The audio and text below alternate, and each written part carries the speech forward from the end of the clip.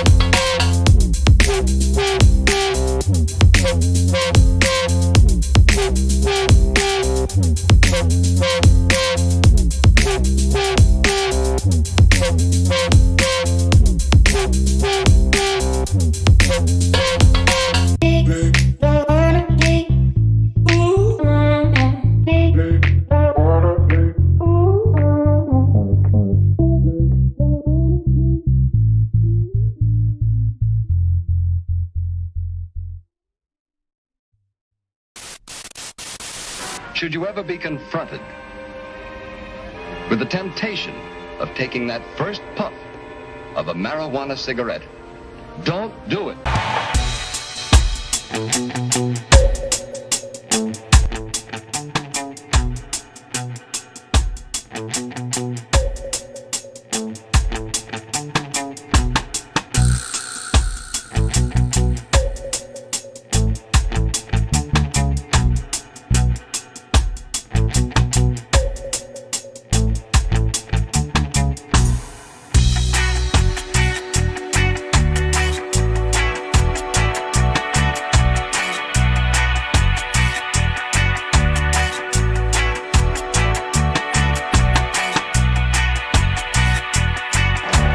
I don't know about you, but as for me, the question has already been answered. Should we be here? Yes. The business of culture, any culture, is to perpetuate its cultural models. And if the hallucinogenic plants have not been integrated into the cultural model, then they are definitely seen as dangerous forces for an unpredictable sort of social change. Good evening, ladies, gentlemen, non-binary, sentient, artificial intelligence, flora, fauna, fungi alike, to the Hoosier Sophisticate show. It's Monday. It's been a hot minute since we got to hang out with everybody. I'm glad you're here with us. Welcome. Welcome, indeed. Had some pretty heavy technical difficulties last week, and rather than go on a killing spree, I decided to just shut her down and take a week off. And so, I guess that's probably the first thing we can get to tonight. So, it's top of the list. Slowing it down a little bit, you know. I still have aspirations to do the daily morning show. In the meantime, I think we're going to take a little sabbatical from it. We're still going to come at you Monday nights. We're still going to give you hard-hitting cannabis and psychedelic content.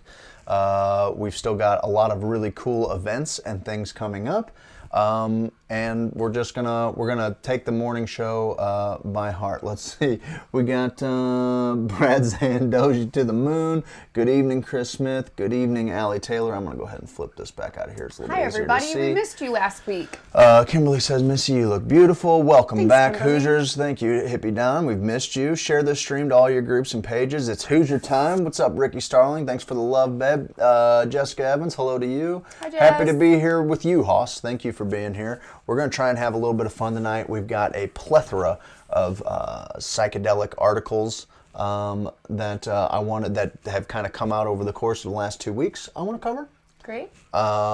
We've got a conversation about Kambo. We do. We have a conversation about Kambo. What Yes. is Kambo? It's frog medicine, not the 5-MeO DMT that is found in the Sonoran Desert toad or the Colorado River toad.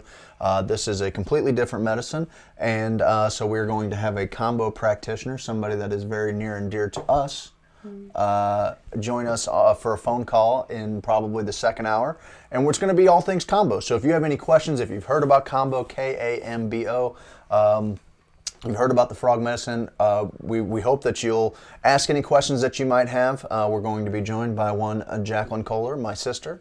She's going to answer a bunch of questions, and then we are looking at putting together a Kambo ceremony for anybody that's interested here in St. Louis, anybody in the Hoosier group that's interested in St. Louis, coupled with a really cool, and I've gotten to take place in 2 of these so far.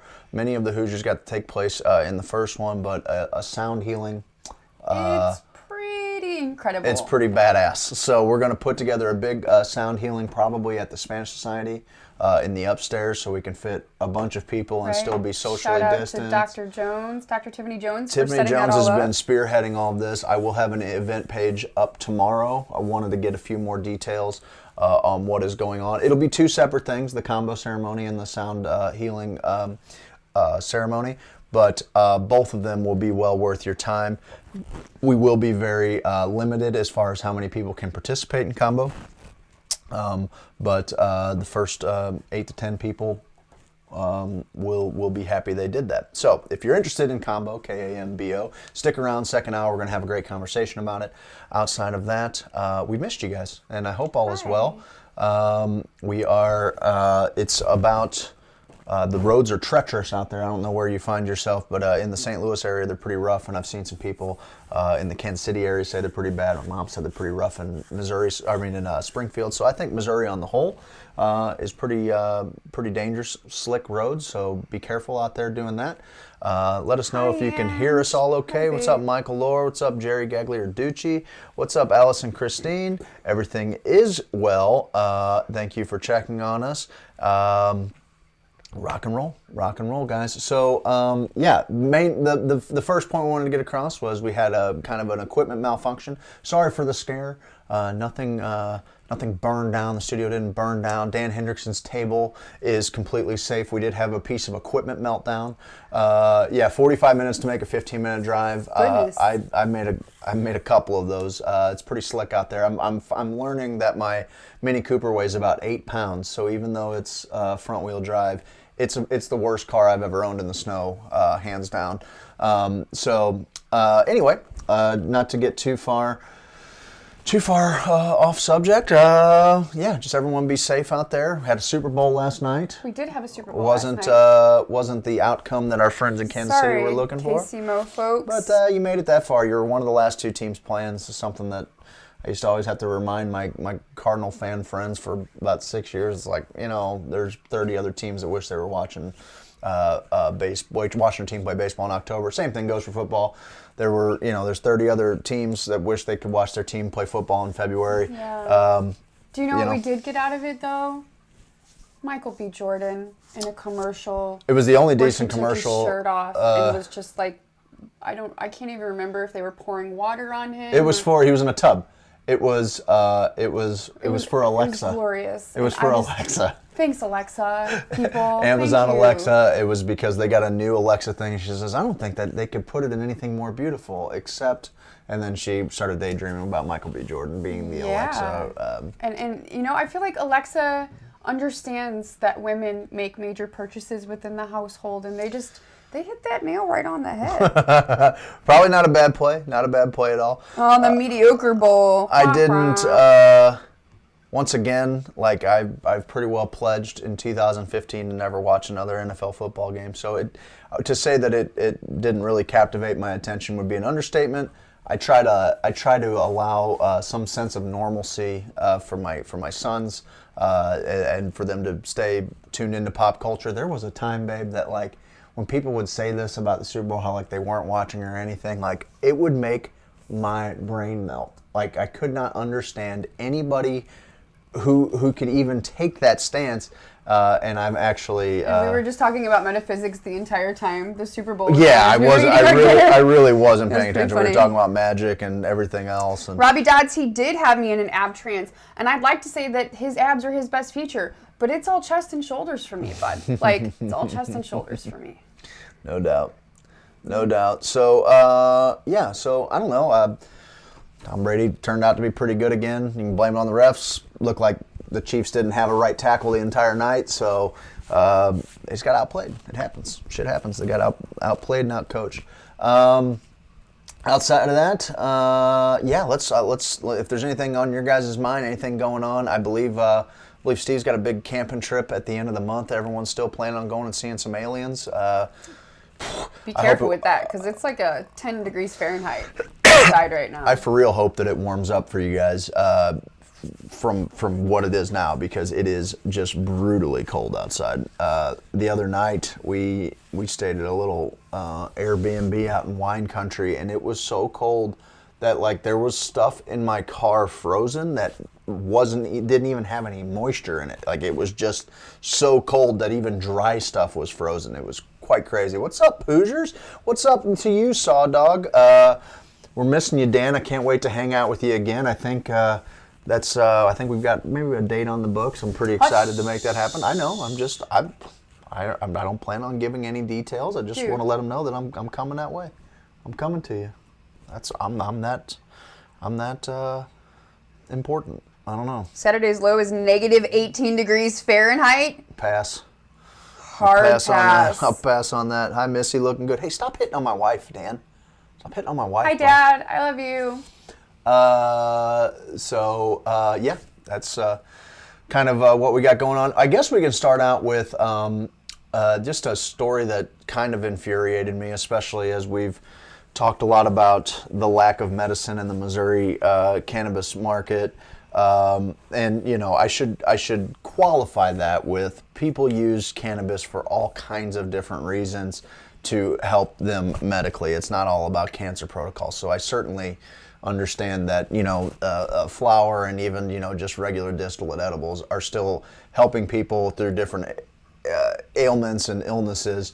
I'm still incredibly frustrated at the lack of FICO, and honestly, the brazen fuck you that the cultivators in this industry are basically giving all of us, saying, you know, at the prices that they're setting wholesale flower at. After kind of talking through the supply chain and talking to several dispensary owners and then talking to multiple manufacturers and kind of getting the gist of why it's not there and why it's probably not going to be there for a long time, I'm incredibly frustrated. But I want to focus my sights on another state because Idaho really showed their ass last week by their state senate approving a constitutional ban on legal marijuana, and this really just drew my ire. Expressing firm opposition to dozens of states that have legalized marijuana in recent years, the Idaho Senate on Wednesday approved a proposed constitutional amendment that would prohibit the legalization of pot and other psychoactive drugs in the state.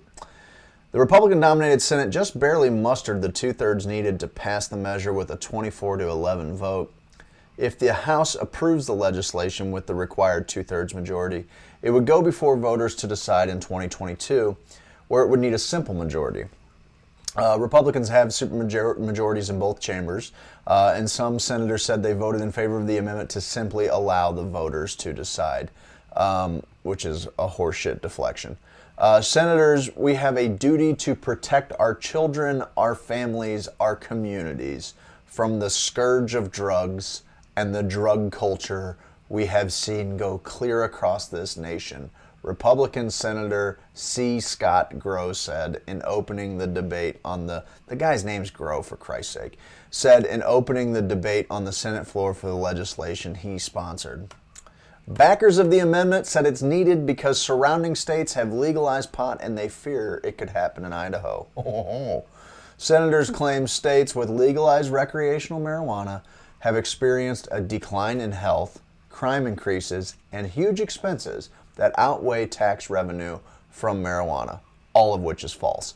Those opposed to the constitutional amendment said it would permanently ban medical marijuana patients with terminal illnesses or chronic pain from getting the marijuana they need.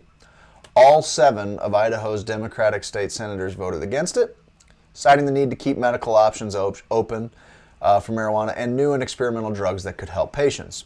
They were joined by 4 Republicans who said they were troubled by altering the state's constitution or felt banning marijuana would impinge on... Let's not do that. Let's not do that. There we go.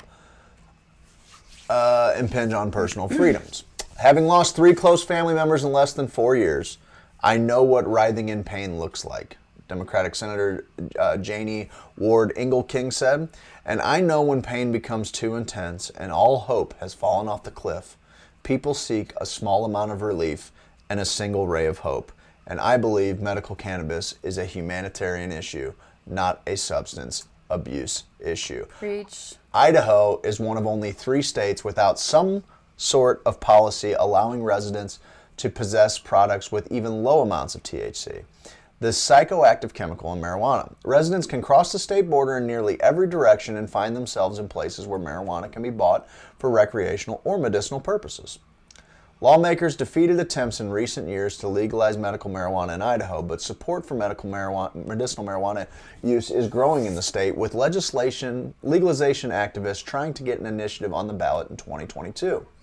36 states, the District of Columbia, Guam, Puerto Rico, and the U.S. Virgin Islands have approved comprehensive, publicly available medical marijuana programs, according to the National Conference of State Legislatures.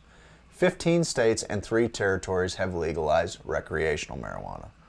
Neighboring Idaho states of Washington, Oregon, Montana, and Nevada have legalized recreational and medical marijuana, while Utah allows medical. Oregon decriminalized the personal possession of drugs like heroin, cocaine, and methamphetamine last November. Wyoming allows CBD products containing less than 0.3% of THC. And CBD products can be purchased in Ohio, but they must contain no THC, so they can only be CBD isolates. Fuck you, Idaho. Fuck you, C. Scott Grow. That is an absolutely ridiculous stance, and it's time that we fight prohibitionists heavily. And this is my call to action. So first off, I would love to see every single person with cancer in Idaho show up to Scott Grow's office or his house and knock on the door and simply ask him who the fuck he thinks he is. That's the first thing that I would love to see happen. Every single person who cannabis helps medically, I would like them to ask C. Scott Grow on the record who the fuck he thinks he is. That's part one. Secondly, I would love to see the cannabis community stop talking about other drugs when you're talking about the need to legalize cannabis. You should, there are 50,000 reasons to legalize cannabis. None of them require you to talk about methamphetamine, heroin, alcohol, none of that. If you're against prohibition, you're against prohibition. And I agree, Robbie Dodds. I think Idaho's mom is a hoe. Thanks for saying it. I was going to say it, but I thought it was a little crass for a lady to say. But thank you. Let's see here. It's straight up reefer madness. Michael B. Jordan with blue fey eyes. They can say adios to their population too. Sounds like a bunch more BS propaganda. No doubt. My saying is, if it's legal in your state, don't hesitate, go medicate, and if it's not, watch out for the cops. That's a good saying. It's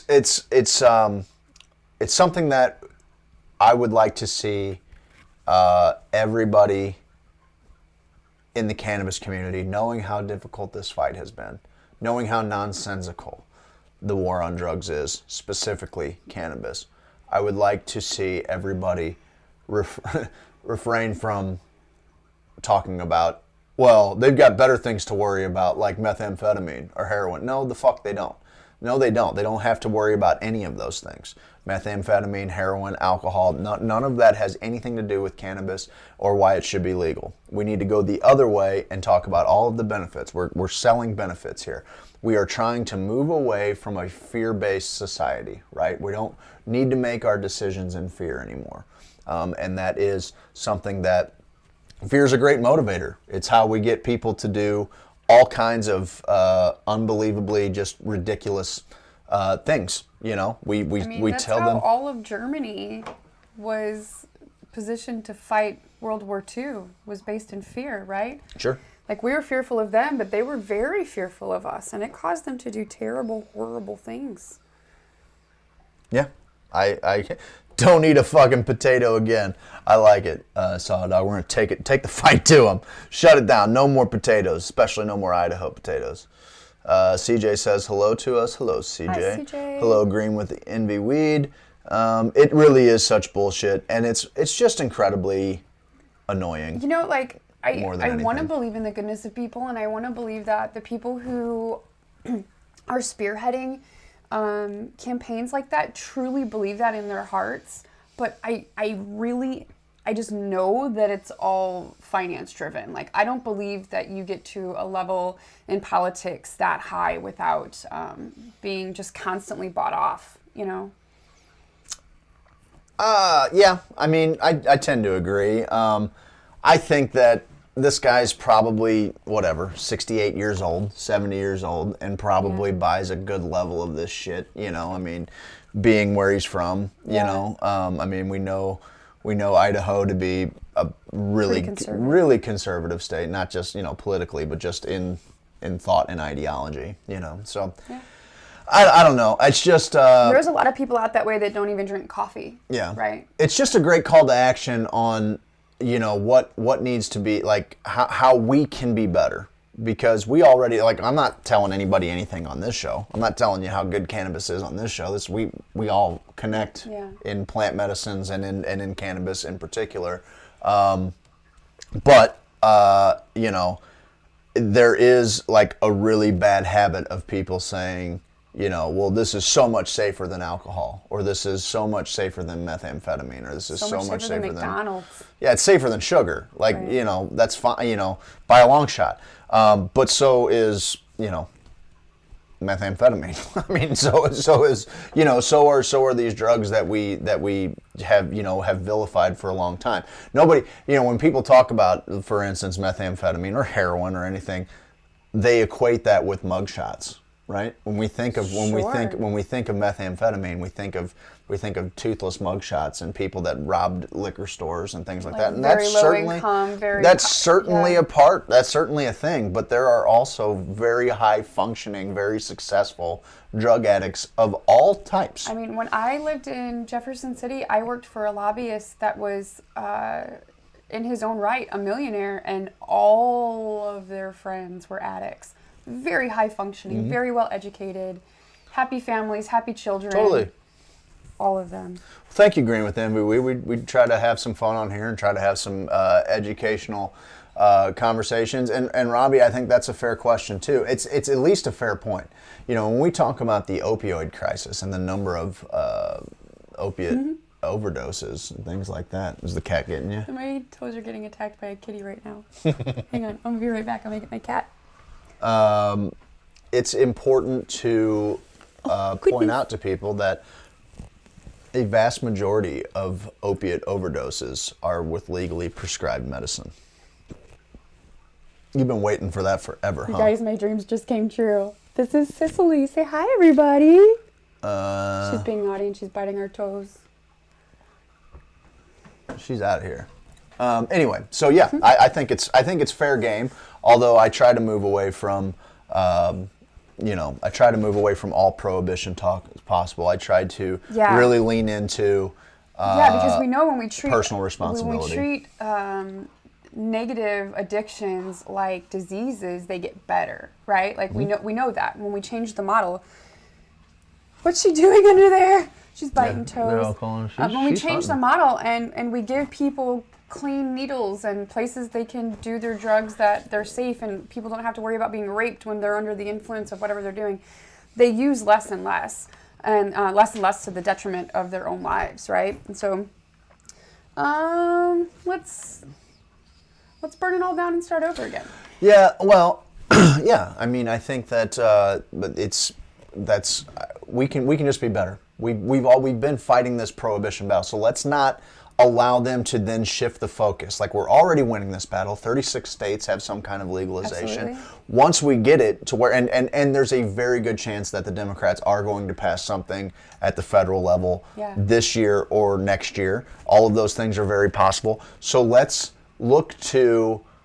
not allow them like an easy out to then focus all of their resources on something else. I'm just confused because the Constitution is then, it contradicts itself, right? Like, we have access to safe medicine. That's our constitutional right. And so, how is one more constitutionally correct than the other? I know you're not a judge or a lawyer, but it's an interesting take, right? Like, they just cherry pick what they want out of it and leave the rest, I suppose. That's pretty frustrating. It's very frustrating. And also, there's just, it comes down to personal responsibility. This is yet another thing that the government attempts to save me from, that I'm just not interested. Yeah, I don't need I didn't hire, nobody hired you to fucking save me from me, you know? So, you know, we just got to be better. We got to be better. And those of us that know, you know, how fucking criminal the war on drugs itself is.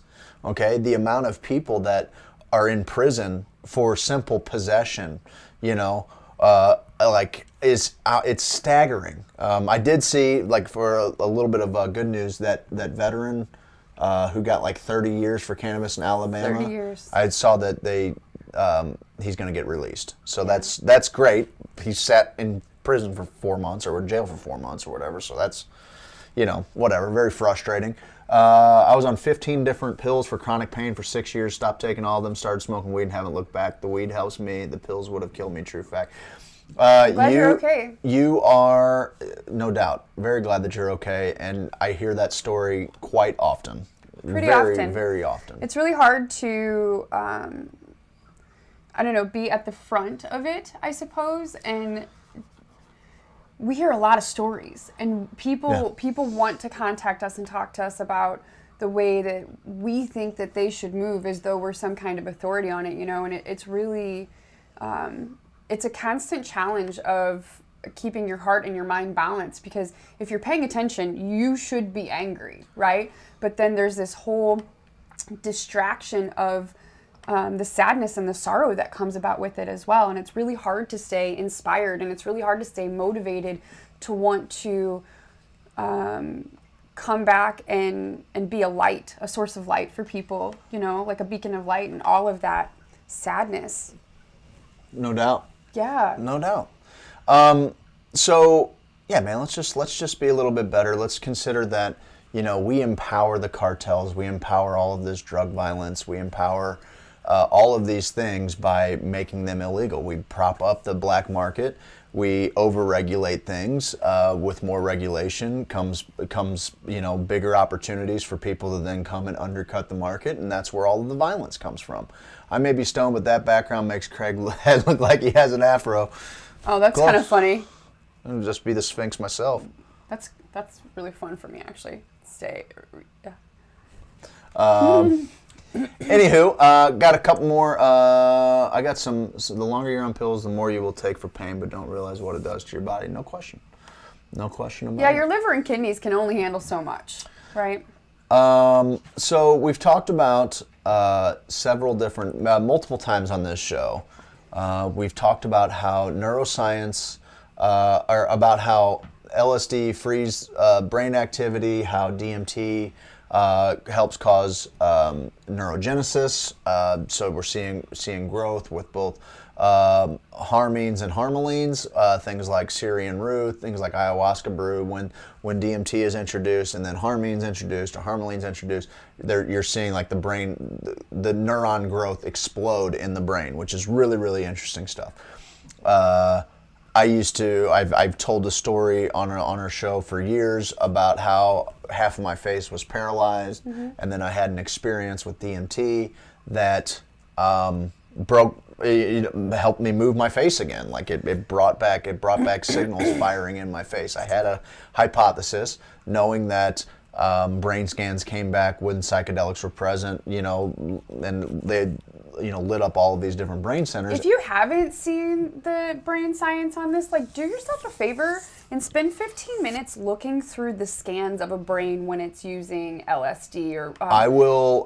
it's beautiful. I'll tell you what we'll do. After I get through this article, I've got I've got a psych scrapbook that we can potentially... I think maybe I have that. I think maybe I have it in here. If not, I've got a few different psych scrapbooks that we're going to play. This is going to be a psychedelic heavy show. My liver and kidneys tried to shut down after 15 years on narcotics. Anyone that has chronic pain in this group more than likely had a problem with opioids, no doubt. No doubt. So we had, so I had an experience on DMT because I had an idea that maybe, the way the Bell's palsy works is that it's essentially like a nerve center in your face that stops firing. And so I'm like, well, if it's a nerve center not firing, maybe we just need to boost the electrical signal. This is all what my simple brain thinks of, right? Like this is a very simple hypothesis. I'm certainly not a brain scientist, but that was my idea. I'm an amateur brain scientist. And so what I did was I went out to the woods. I acquired some dimethyltryptamine, and at this point it had been like, my face had been paralyzed for probably like a week and a half, probably. And so I go out there, I vaporize this DMT, and all of a sudden, like in my trip, like I could blink again, I could smile, my face was working. So Bell's palsy attacks the trigeminal nerve in the side of the face. Yes, yeah? I believe so. And so it just paralyzes it, right? It just it makes it inactive. Correct. And so what you're saying is that you thought that, were you drawn specifically to that medicine to do that? Or what was the intuition there? I was drawn, yes, well, it was a psychedelic that I had access to at the time, and B, it was also the most, as far as I was concerned, the most powerful. And I actually did question multiple times whether or not using something that is longer acting, like LSD or psilocybin, something that is 6 to 12 hours, would have been better for it because it would have kept it firing the whole time, or if it was just in the peak. But I just happened to have access to DMT, and also I didn't have to go into this long journey, in order to see if maybe that was right. So you're basically like putting the paddles on it and fuck yeah, I was just shocking it. Yep, yeah. I was just hitting it with the paddles. And so when I did this, when I vaporized this DMT, and I've told this story, my apologies to all the people, I've told this story a million times. It's a pretty fascinating story. But when I did this, like I could blink again, which if you haven't blinked for a week, you're ready to just end it all. Like it's just like, it seems simple, but it is just the worst. No, really, that's a thing, because when people get eye surgery and then their eyes become dry, that's one of the side effects of having LASIK eye surgery is possible suicide, because if your eyes ability to lubricate goes away, it literally drives you insane. It was driving me crazy, and so like I would wear an eye patch to make it a little bit easier. But anyway, so I do this DMT, and in that 12 minutes, I had range of motion in my face. My friend acknowledged that I had this range of motion in my face. Now, as I was coming down out of the trip, I could feel my face slacking back out, and not, so it wasn't like fixed, but in that moment, the electrical signal was boosted enough for me to actually be able to blink and smile and everything else. So, with that being said, the next day I wake up, I had a little bit more range of motion, and then by like 3 days later, I had completely, my face was fixed. Right. Unbelievable. So then, like, it really got my brain firing on what the potential, like, A, what happened? Was it just coincidental? Entirely possible. Probably not, but entirely possible. And then, so, excuse me, I had this idea that anybody that has, like, these,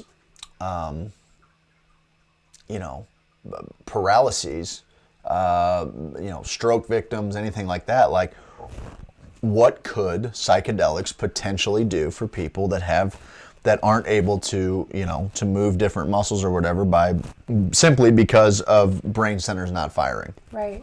And it's just, and so I've told this story many times, and to other psychedelic advocates and to scientists and things like that, because I'm fascinated. Like if I was, for instance, when we went to the University of Michigan last year, to the psychedelic symposium, talking to all these different brain scientists and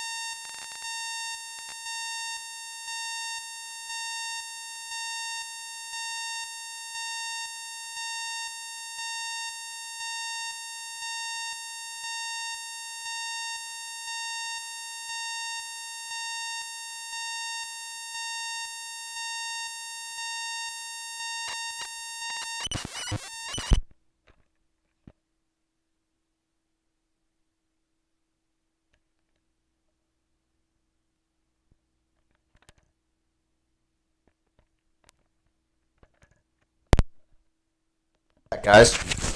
Is that better? How's that? Can you guys hear me all right? I apologize. We had a little battery issue there. Sound malfunction. Okay. Everybody good? Everybody good? Okay. All better. Sweet. I'm not sure where we left off. Anywho, basically what I was getting at was just, the implications. I was very frustrated by them being on fixed doses. So my wife asked, what is there like a multi-level thing going on? I think inside 10 years that will probably be the case. Okay, maybe psilocybin isn't the one that you were looking for to teach you. Maybe it's MDMA, maybe it's LSD, maybe it's DMT, maybe it's ayahuasca, maybe it's ibogaine. You just keep kind of working down through the I apologize guys for that sound. I'm not sure how long it was. Thank you for texting us and letting us know. I'm not sure how long that was going. That sucks. with that being said, I didn't tell the story for nothing. There's a couple of studies, a couple of articles that I posted in the last week that were pretty good. Now, neuroscience study indicates that LSD frees brain activity from anatomical constraints. This is from SciPost.org. The psychedelic state induced by LSD appears to weaken the association between anatomical brain structure and functional connectivity, according to new research published in the journal Neuroimage. The study also provides evidence that LSD increases the complexity of segregated brain states. The findings provide new insights into the relationship between brain function and consciousness.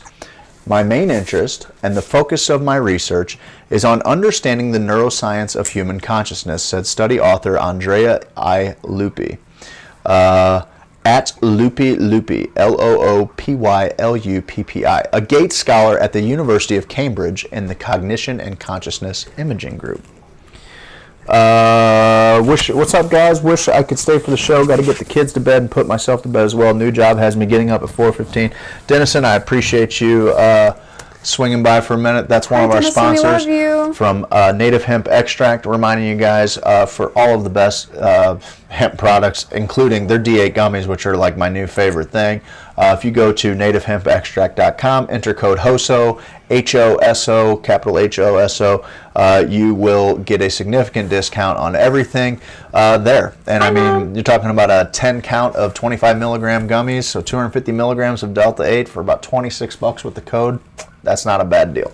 And they're delicious. They are delicious. Most studies of consciousness focus on its loss, sleep, anesthesia, or coma.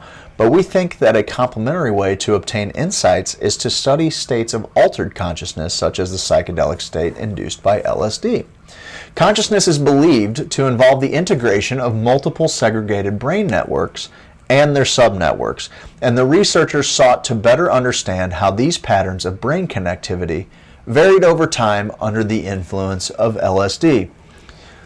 Lupi and his colleagues used functional magnetic resonance imaging, and fMRI, to examine the structural and functional brain connectivity of 15 healthy volunteers during 2 separate sessions. During one session, the participants were given a placebo. During the other, they were given an active dose of LSD. Typically, neurons that fire together wire together, but the researchers found that LSD decoupled the relationship between structural and functionally connectivity, indicating that brain activity is less constrained than usual by the presence or absence of an underlying anatomical connection. So basically, there's movement in your brain where otherwise there wouldn't be, is what that means. Your mama says hi, she loves you. Hi. Segregated mental states. That's heavy. I lost you there. Okay, so as the researchers wrote in their study, under the influence of LSD, it appears the brain is free to explore a variety of functional connectivity patterns that go beyond those dictated by anatomy, presumably resulting in the unusual beliefs and experiences reported during the psychedelic state and reflected by increased functional complexity. In other words, all these mapped out things that it's used to traveling, it's now getting them to jump onto different tracks, right, and connect different thought for instance, centers. Synesthesia, right? And so some people can taste colors and see music and things like that. And so you are tapping into that part of your brain. So those people aren't, I think they're very special, actually. I think if you're born with synesthesia, you're quite special. However, that is available to all of us. Like, there's an entire spectrum of color that's available to us. There's an entire spectrum of sound and emotion that's available to us that we don't currently have access to. And so the evolution of the human being, I feel, and I think it's pretty popular opinion around these parts, right, that moving forward, we just need to place more magnification and intention in this space. And I think that there's room for recreation here, and I think that there's room for people to play and grow, right? Mm-hmm. But I'm more concerned and I'm more interested in the documentation and the scientific process that's involved with actually learning how to create synesthesia within a person. Like, I want to be able to go to a laboratory. I want to go to my doctor and be like, hey, I'd love to taste this song. right? Yeah, no doubt. Right. Sure. Integration and segregation of information are fundamental properties of brain function. We found that LSD does not affect them equally, but rather has specific effects on each, Loopy told Sipos. In addition, these changes in brain integration and segregation fluctuated over time, and these fluctuations were associated with subjective experiences. For example, the experience of losing one's sense of self during a psychedelic experience, a phenomenon known as ego dissolution or ego death, was associated with a state of high global integration. This is a relatively new area of neuroscience, and research on larger cohorts will be needed to fully understand the effects of LSD and other psychedelics on brain function. A more thorough characterization may also shed light on potential clinical applications, such as the ongoing research at the New Center for Psychedelic Research in London. Studying psychoactive substances offers a unique opportunity for neuroscience. We can study their effects in terms of brain chemistry, but also at the level of brain function and subjective experience. In particular, the mind is never static, and neither is the brain. We're increasingly discovering that when it comes to brain function and its evolution over time, the journey matters just as much as the destination. The study, Say it again. The journey matters just as much as the destination. The study, LSD Alters Dynamic Integration and Segregation in the Human Brain, was authored by Andrea Lupi, Robin Carhart Harris, Leor Roseman, Ioannis Pappas, David K. Menon, and Emmanuel Stamatakis. Thanks, guys. Thank you indeed. Robin Carhart Harris is involved with everything cool. Super cool. Yeah, man, this is like, it's really interesting stuff. So basically, they're trying to record scientifically all of the magic that we're having a really hard time using the English or using human language. Ineffable, yeah, the ineffable. They're trying to record it, and once you record it, then you can kind of build studies around it. They're trying to map the DMT world, right? Yeah. They're trying to Yeah. Kudos to those. Yeah, it's really interesting stuff, and so like it gets me pretty juiced up. I don't know if I have that one loaded in. I have several different psychedelic scrapbooks loaded into here. We can take a little break and listen to one of them. I've got one on the war on drugs. Yeah. And then what we'll do is we'll come back. I've got a couple of more. Maybe let's see here. What do I have? You know, I feel like that. I've got two more psychedelic stories. As exciting as quantum mechanics is for me, I feel like I'm just now getting to a place where the study of psychedelics is equally exciting, and I'm not entirely convinced that they're not the same conversation, right? Sure. I'm not entirely convinced that, if Christians say as above, so below, and energy can't be created or destroyed, and so science says energy can't be created or destroyed, and they're saying the same thing using different languages, right? And so what has gone on with quantum mechanics and thought and the processes of thought, like how can we use psychedelics in that space to further amplify? I would be very interested to sit down with a brain scientist that studies psychedelics and also a quantum mechanicist and see what they can do together. No doubt. Yeah. Yeah, I think that would be awesome. Like particle theory plus LSD. What happens? I think a lot of the foremost quantum physicists, are probably also dabbling. Maybe not as openly about it, but I think they've all at least had a pretty powerful psychedelic experience. Yeah. And so you can kind of give shape to those ideas right now in the psychedelic world a lot easier than you can in a laboratory, right? Absolutely. So, it's the same idea. The reason we know what DNA looks like is because of LSD. Psychedelics, yes. Right? And so when we look into all of these great minds, and I find that I used to read a lot of biographies when I was younger, and all of the people that I admire for doing shit that's worth doing all had psychedelic experiences in their past. Yeah, all of them. Yeah, for sure. It's pretty incredible. For sure. Yeah, and there's a book out right now called The Immortality Key that Brian Muraresku just wrote and released. He was on Joe Rogan. I was actually in a clubhouse with him the other day. He's a fascinating dude. Cool. He did, he's a super cool guy. He actually has no psychedelic experience himself, no personal psychedelic experience himself. He was a classics major in Latin and Greek. Okay. And so he decided 12 years ago to figure out what in the hell the Eleusinian mysteries were. And so he started to figure out that, it was... What does Eleusinian mean? Eleusis was a place that people migrated to. Okay. And they had this ceremony, this experience. Okay. They were only allowed to do it once. Okay. They were sworn to secrecy to not say what it was that they did or what it was that they came up with. So it was like a pilgrimage. It's a pilgrimage, just like people do just like the pilgrimage to Mecca. It was a religious pilgrimage.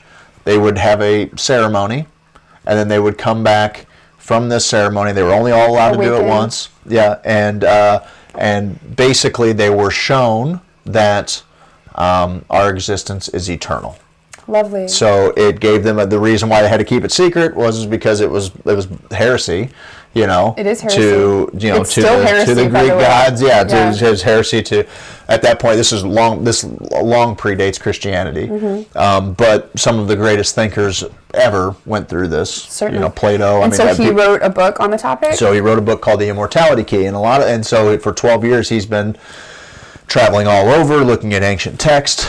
It's my shit for real, dude. So cool, and he's a great listen. I just bought a book on all of the Norse mythologies, and I'm really excited to deep dive into that because I do. Yeah. I do know. Anyway, so that's out there if you guys are looking for a cool read. And I think it's also important too because as psychedelics become more mainstream, there's also this idea.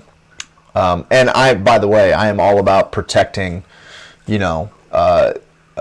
indigenous rites of passage and indigenous culture in all the ways.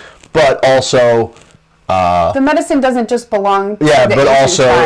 Right. Well, I mean that's fine, but it doesn't just, it doesn't just belong to jungle tribes or Native American tribes or this has gone back for thousands of years with people that look like everything. Your human birthright. Every single person comes from somebody that had at some point thousands of years ago some kind of psychedelic sacrament. Absolutely. So that's all indigenous peoples. That's something that I firmly believe in. So Skittle said he had hiccups for 4 days straight until he robo-tripped. Oh Jesus. Man, that was big whenever I was in high school. That shit scared the crap out of me. But yeah, man. I mean, I believe it. I wouldn't recommend that anybody robo trips, but that shit scares me. But that's cool. I'm glad it worked for you. Okay, so I don't know. I've got a bunch of psych scrapbooks loaded in. I don't know if we should go to any of them or not. Maybe we'll play one. I don't know. But building on what DMT did for me. Very good. I'm in Michigan. Yes. I'm sitting with Shane Moss, and I'm sitting with Chris Timmerman, and I'm sitting with Johns Hopkins professor. I do this every time with this guy. I'll think of it in a second. And then these different doctoral candidates at Michigan, a couple of which were mapping endogenous DMT in rats. And I tell them my story, and I tell them my hypothesis for how it can potentially help with stroke victims, and it piqued their interest enough. They're like, yeah, I could maybe see why that would make sense. Well, just the other day, an article was released by The Mirror, Metro, another UK magazine. Whoa. Stroke victims to be given psychedelic drug DMT in groundbreaking study. Psychedelic drug DMT could help stroke victims recover by rewiring their brains faster, according to the first clinical trial of its kind. It is hoped the substance, also known as the spirit molecule, could even be given to patients as soon as they're in the ambulance, minimizing the damage and maximizing their recovery. Algernon Pharmaceuticals, who set out the plan for their study this week, say participants will be given a microdose, which won't make them trip, but will still help the neurons in their brain make new connections. If the trial proves successful and gets regulatory approval, it could open up a whole new world of research for people with multiple sclerosis, Parkinson's, and many other conditions affecting the brain. What do you think the fear is with it won't make them trip? Like, what? Listen, I've been in some very high escalated medical situations.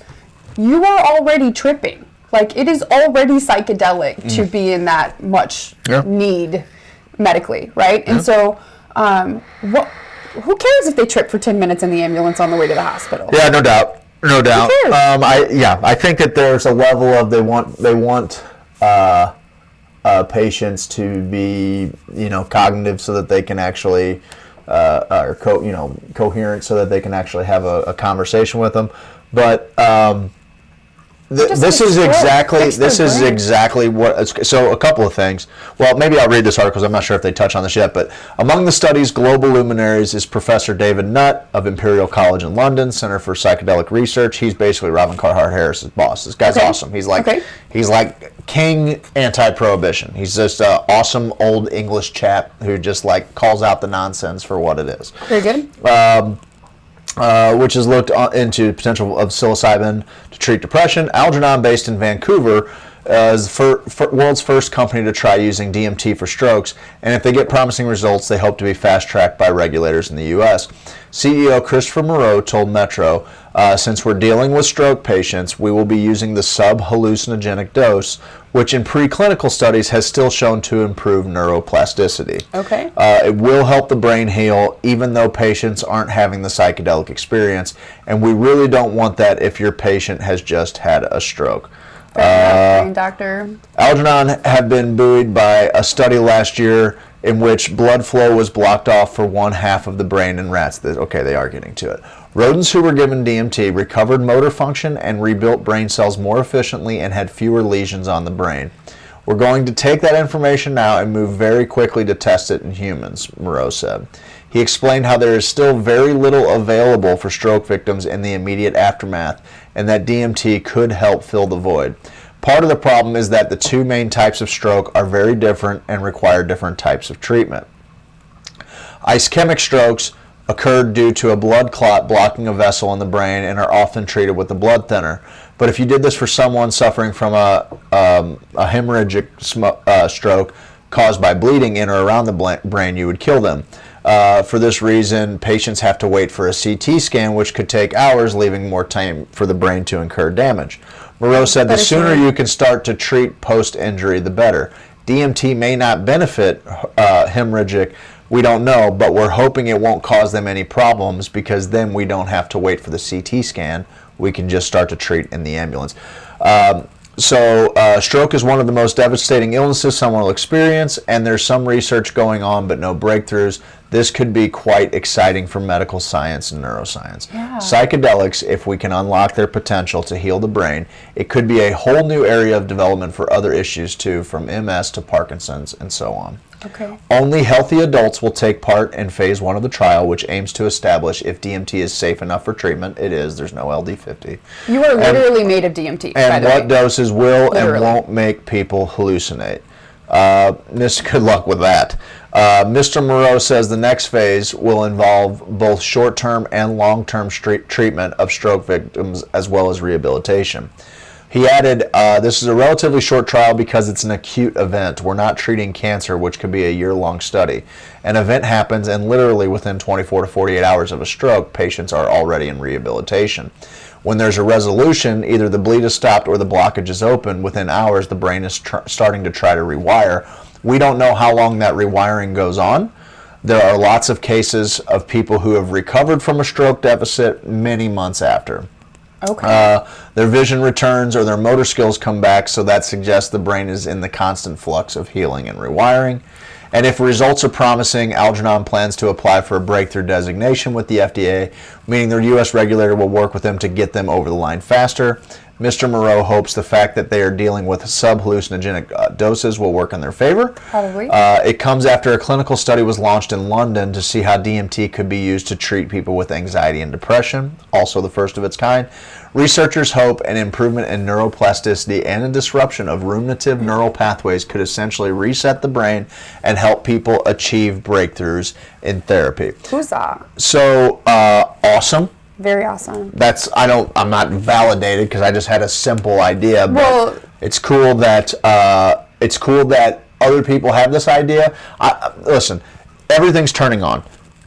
This information is coming to a head, and it's pertinent. Like this is very important, awesome stuff. Like, yeah, the information wants to be known. Also, like, I love that they're looking at stroke and MS and Parkinson's, but I also look forward to what it potentially means for things like Alzheimer's. Definitely. And so one of the things that I found out at that Michigan symposium was that when we have near-death experiences, or let's say like drowning victims or suffocation victims or things like that, DMT itself, like, because they're always trying to figure out what DMT's purpose is in the endogenous, in our like, why do we have it in our body? What purpose does it serve in our bodies? Okay. Is it dreaming? Is it to help us, carry over into death? There's all kinds of speculations. One of the things that they seem to have mapped out is that it is highly present in people that have lost air or are experiencing near death, and what it does is it surrounds these organs that are failing in that time and stretches it out and helps us live longer in those moments. Mm-hmm. So I was wondering if they would touch on that here. Makes a lot of sense. I mean, from my own personal experiences, I can tell you, I've had a couple of near-death experiences because of my health, and you are absolutely in a psychedelic experience in that space. Yep. 100% can't confirm. Sure. So, as a matter of fact, the first time that it happened to me, the only reason that I knew how to navigate, and this is my mouth to God's ears, the only reason I knew how to navigate back into my body was because I'd experienced work with shaman in the past. And I, for lack of a better term, I knew how to walk between the two places and get back home, right? Yeah. Yeah. Sure. Totally. Okay. Well, like I said, I had a bunch of psych scrapbook stuff. It's all stuff that we've played before, so we'll just kind of keep that loaded in the barrel. I think we should go to a commercial break. We'll talk about our sponsors, Sweet Leaf Emporium, James Carlton State Farm, Native Hemp Extract, Grow Active Solutions. We're going to talk about them a little bit. When we come back, we're going to talk to my sister. Yes. We're going to talk about Kambo. Yes. We love talking about nature's medicines, plant medicines, animal medicines. In this regard, this is one that's starting to get more popular. It's not psychoactive. It's completely legal. And I think it's really cool. And I think that people have some questions. So on the other side of the break, we're going to talk about Kambo and what the frog has to teach us. And then after we learn about the frog a little bit, I've got a little bit to share about the toad, and then we'll just wrap this thing up and call it a night. Okay. So these are our sponsors. We'll see you on the other side of the break.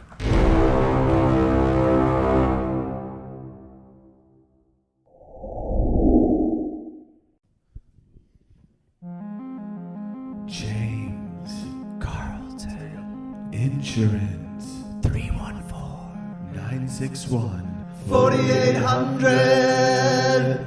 Handsome, amazing, astonishing, astounding, fabulous, incredible, fantastical, phenomenal, prodigious, stupendous, unbelievable, wondrous, divine, fantastical. No, seriously, he's fantastical. You got a house, go on and get it insured. You got a car, you gotta get it insured. You got a life, go on and get it insured. CarltonInsurance.net.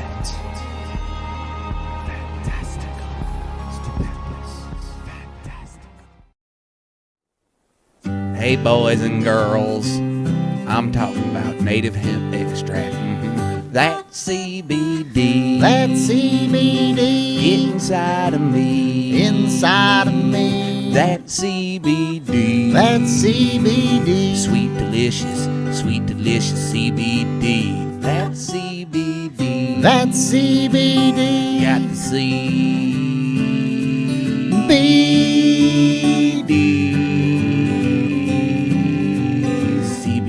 native hemp. That CBD. That CBD. You can get it from me. I can.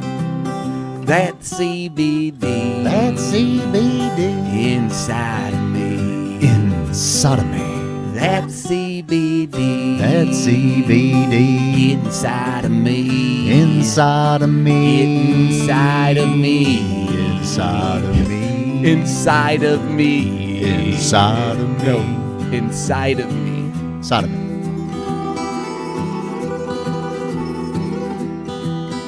Inside of me.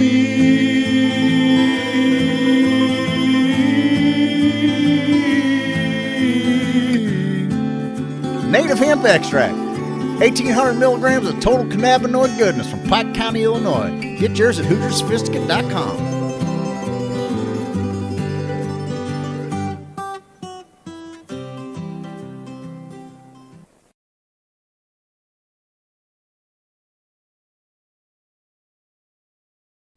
I'm an outlaw, check it and see. Want a poster looking like me.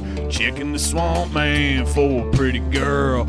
Being an outlaw in an outlaw world. Hey, I'm an outlaw, check it and see. Want a poster looking like me. Walking my hound dog, surfing that swamp. Catching crow that do the sweetly stomp. Everybody do the sweetly stomp. It's a stomp.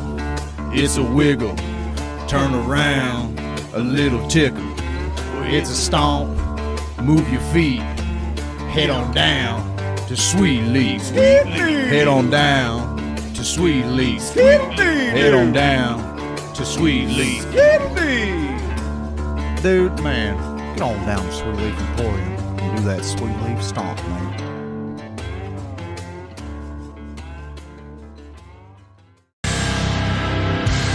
James Carlton, James Carlton, James Carlton.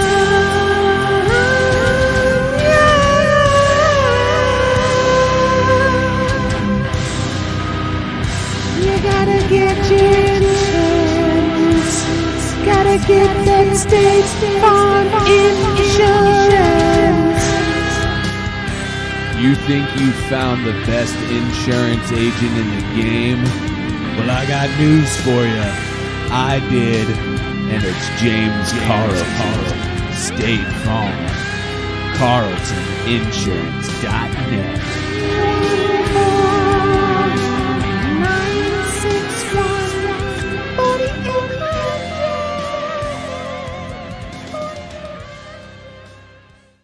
961-4800.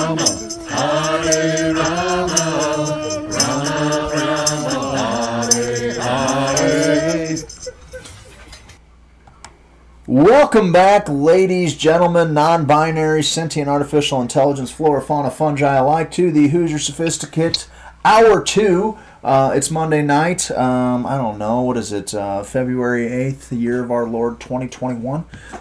We are joined, and I probably sound a little spacey right now. This is...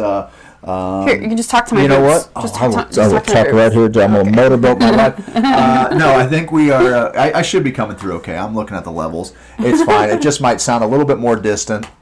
We love you, Beer Sauce Baldwin. We are joined by one of my... the people I love the most, my sister.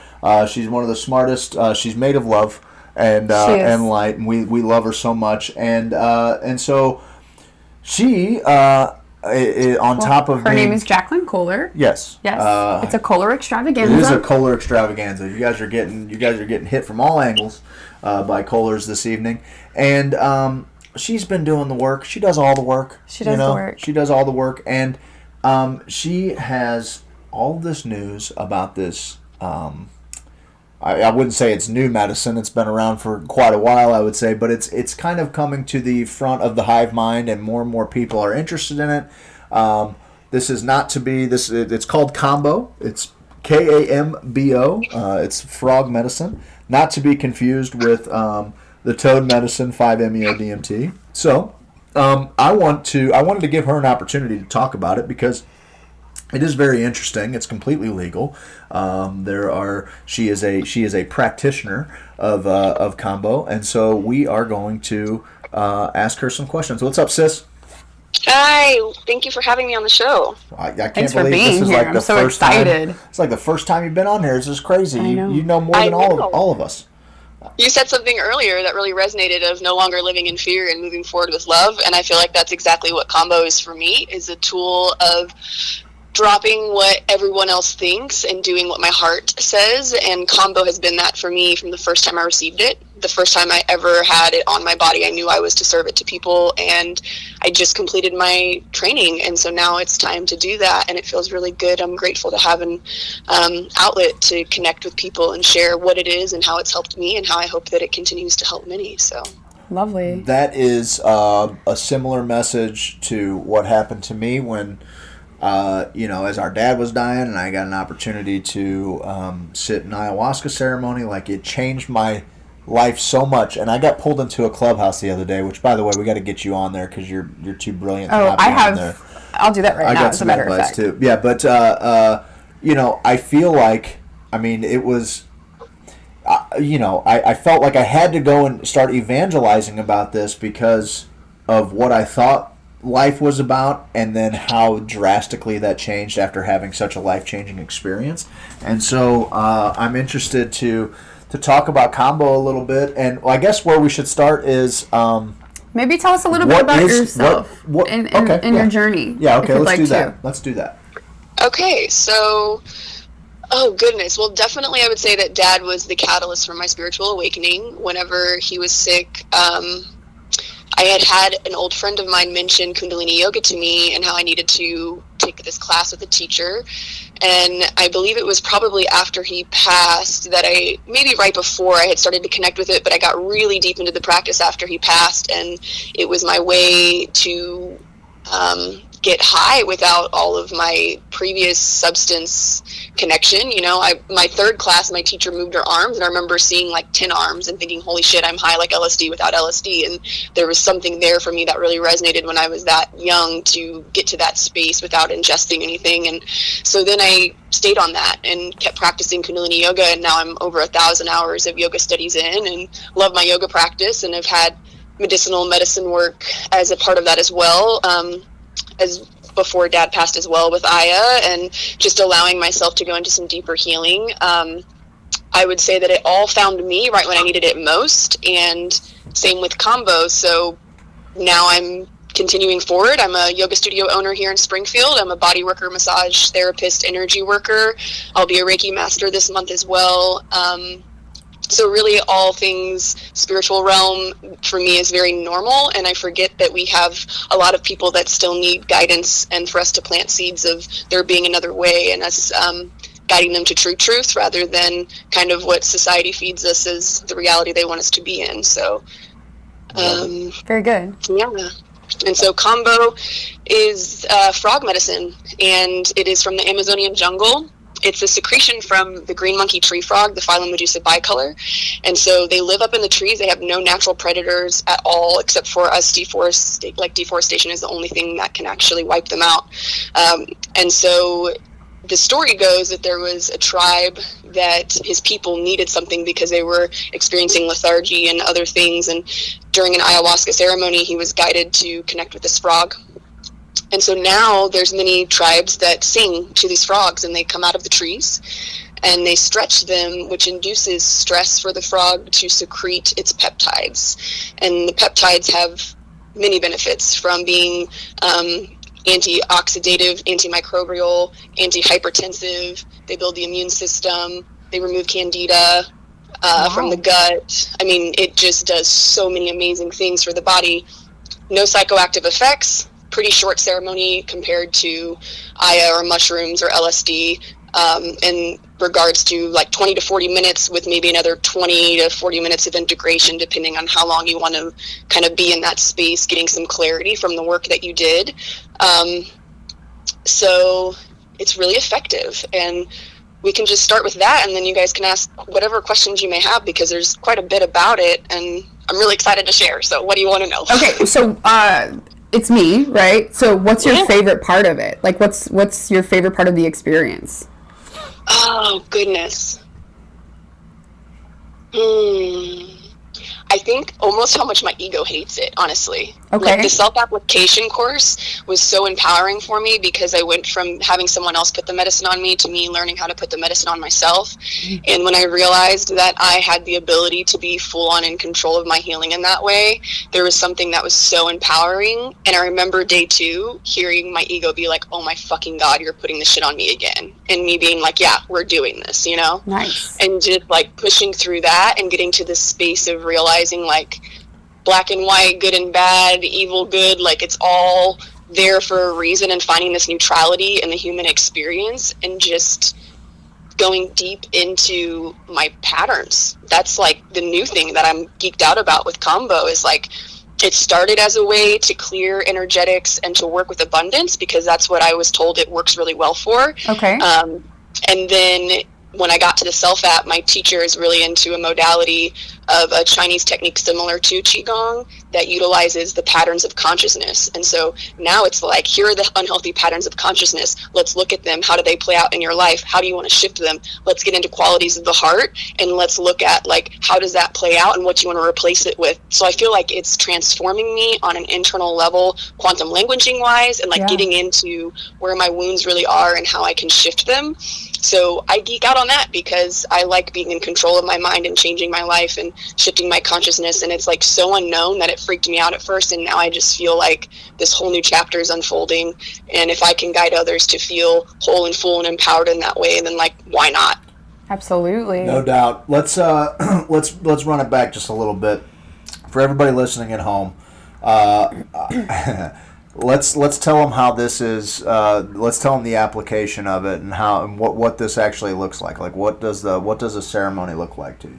Yeah, so you fast for about 12 hours. Ideally, it's pretty simple to do. If you just have dinner the night before you sleep, and when you wake up, we have ceremony in the morning. And you don't have anything to drink specifically is the most important thing, because that's the only risk that comes with Kambo is hyponatremia. So there's no water until you're in session, and then we'll burn you with an incense stick. So the medicine's applied through the lymph system. You open what's called the gates by removing the first layer of skin, and then the Kambo stick that the medicine's on, we make into tiny little balls that they're smaller than a pea, and you place them on top of the burns, and it goes into the body that way.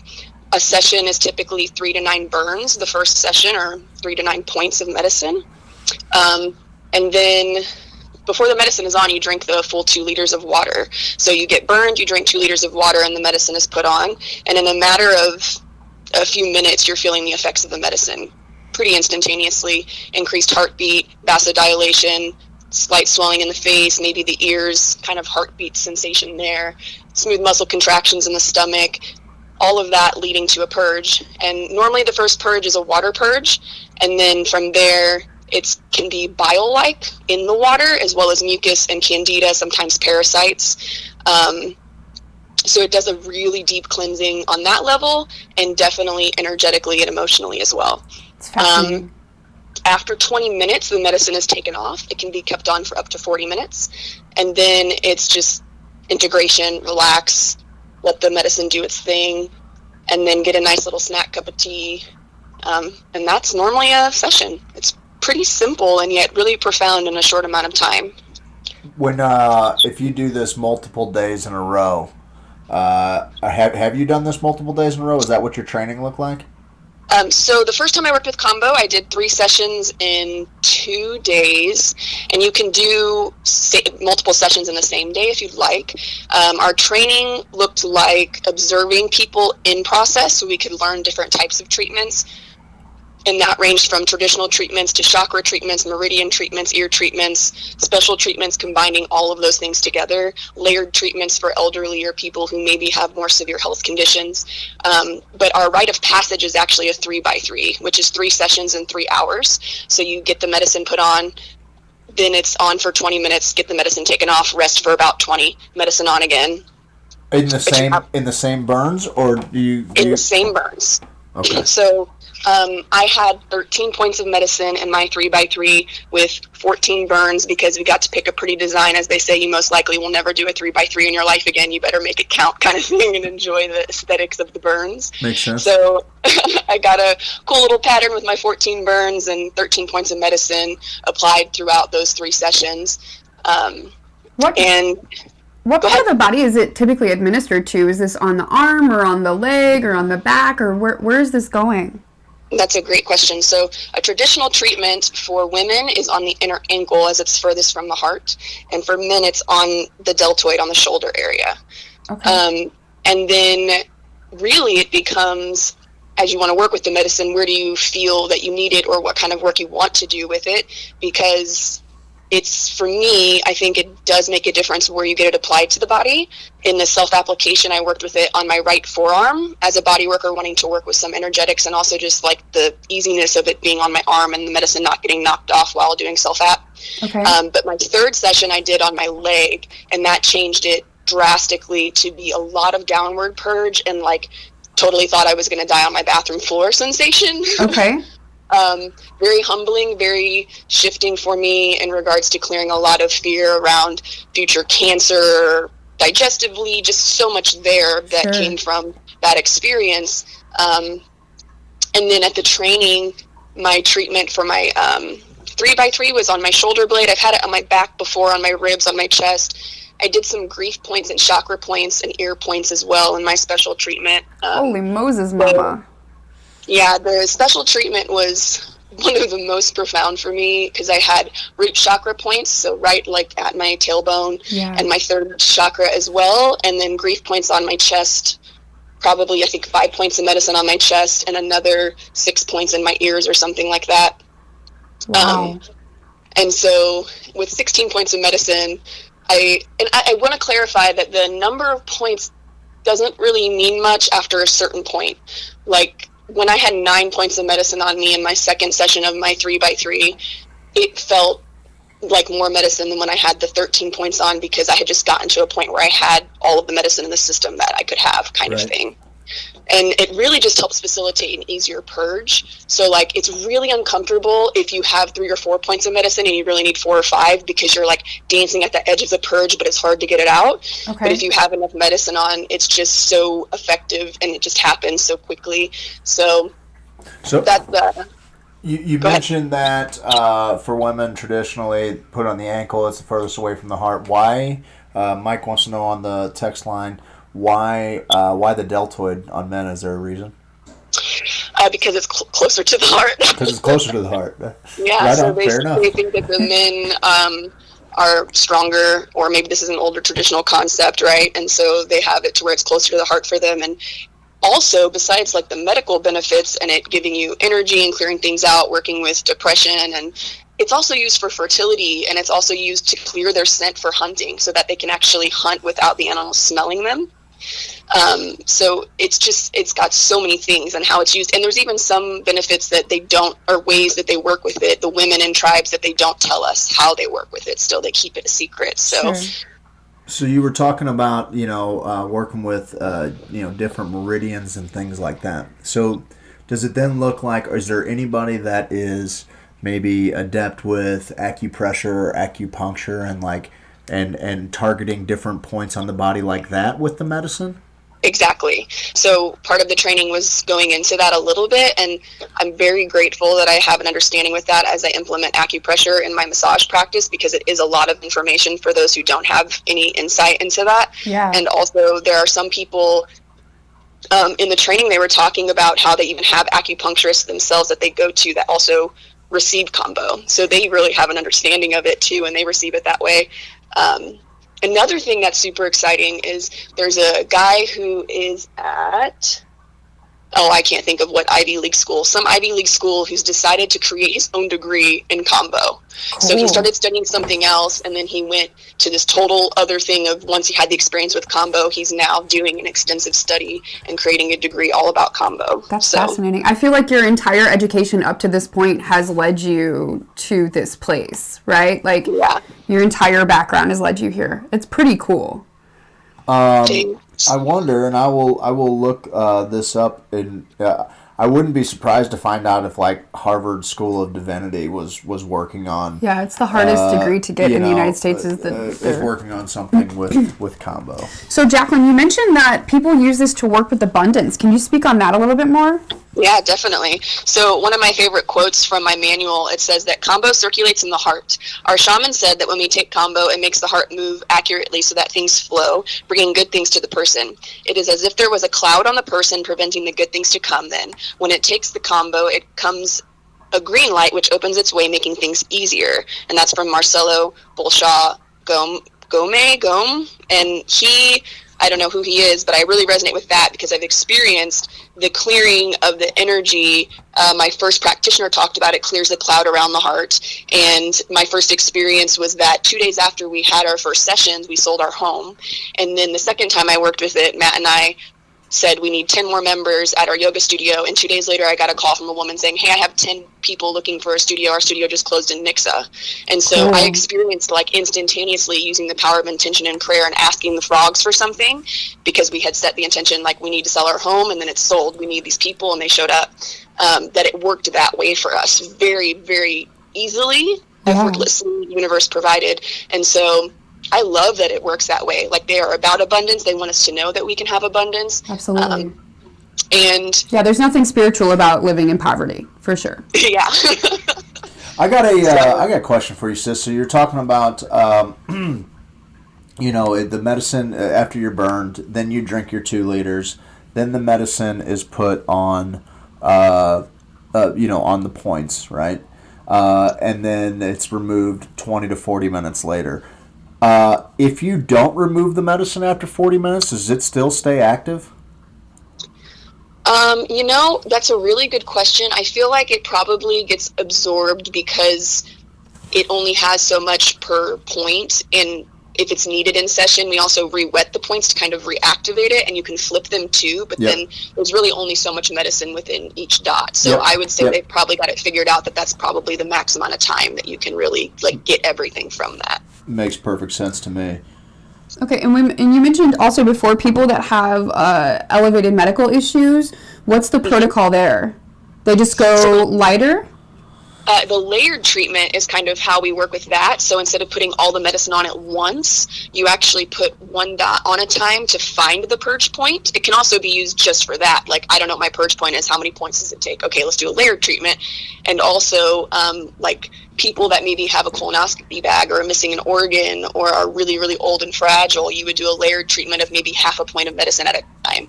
Or maybe only do 2 points of medicine and do it in a layered way, and they would drink less water. So it's more about just getting the medicine in the system and not so much about being attached to the purging process. So cool. Yeah. It's cool because I had said I would love to work with some way to help cancer patients as well, and there's a facet to Kambo where it helps with pain levels. It has one of its neuropeptides is dermomorphine, and it is 30 to 40 times stronger than morphine. Holy Moses. It totally made my hand stop hurting from massage. I really think it totally cured any pre-arthritic anything in my hands. I told a friend about it who said that she almost had all the markers for RA, and I told my practitioner, and she was like, if I were her, I would be doing Kambo. 100%. If anyone thinks that they have RA, that's the answer. When Lauren's not feeling well, my first practitioner, and she wakes up in the morning with something, she'll put Kambo on. Matt and I have experienced that. We're not feeling 100%. What do we do? First thing before eating, we're putting Kambo on us, and then whatever we feel coming on is literally cleared instantly. And so on that health level like that, it's such an awesome medicinal tool to have. Go ahead. I was going to say, I'm so excited to do this. No doubt. And we're going to talk about that in a little bit, and I'm just blown away by how well you retain all of this, because as we were talking, I was trying to find out maybe what university was having that, and I still haven't found that yet, but maybe you want to check out Vittorio Erspamer of the University of Rome, because he says that Kambo is a fantastic chemical cocktail with potential medical applications unequaled by any other amphibian. I don't know what other amphibians are jockeying for that position besides maybe the Colorado River toad or Sonoran Desert toad. But dermorphin and deltorphin are both powerful painkillers without addictive effects that are present, the peptides in Kambo, as well as phylomedusin and phylocerulean, which contribute to the purging of the toxins.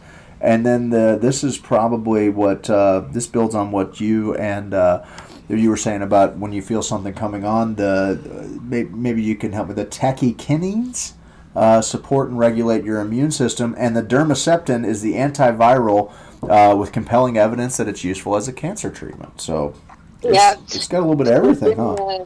The dermaceptin family, the one specifically is an adenoregulin. It's also dermaceptin B2. It's a 33 amino acid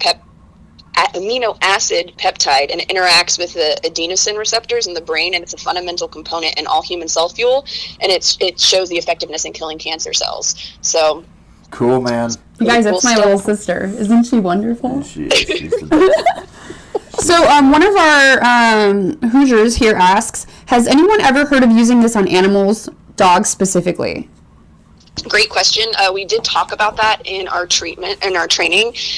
There are some things where they have used it in the jungle on animals on their nose, like as a disciplinary thing or maybe for health stuff.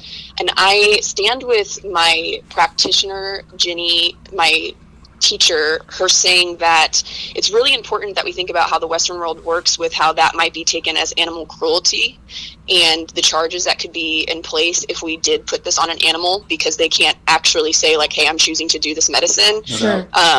And so it could have adverse effects for not only personally, but it also could affect the Kambo world if we start getting cases against it in that way. So even though it could possibly have potential positive effects for an animal, I think we have to err on the side of caution and not give it to our animals. Yeah, that makes sense to me. No doubt.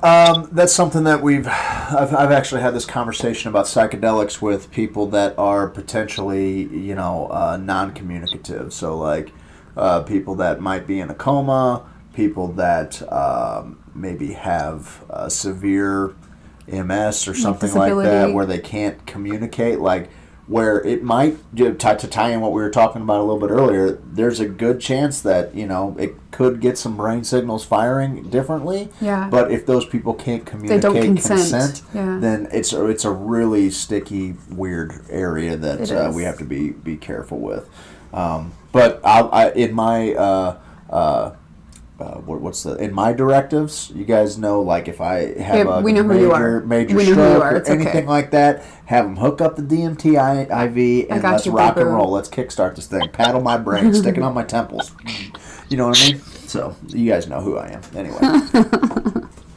So you're going to come visit us in our city, and you're going to do a ceremony, and also thank you to Dr. Tiffany Jones for being so diligent and tenacious, but also I think a sound healing ceremony as well? Correct. So we're looking at the weekend of the 6th and 7th of March, and we'll be sharing that information hopefully on Facebook. You guys can help spread all that stuff for us. We're going to do a Kambo ceremony as often as needed in St. Louis. We're willing to travel, even if there's someone outside of St. Louis. If you're hearing this and you want to organize a group, we are so happy and excited that we have these tools, and we want to share them with you. So please just contact us and know that I also super love to travel, so any reason to travel makes me really happy. We have a great crew in Kansas City that would probably be really open to this as well. No doubt. She knows them. Awesome.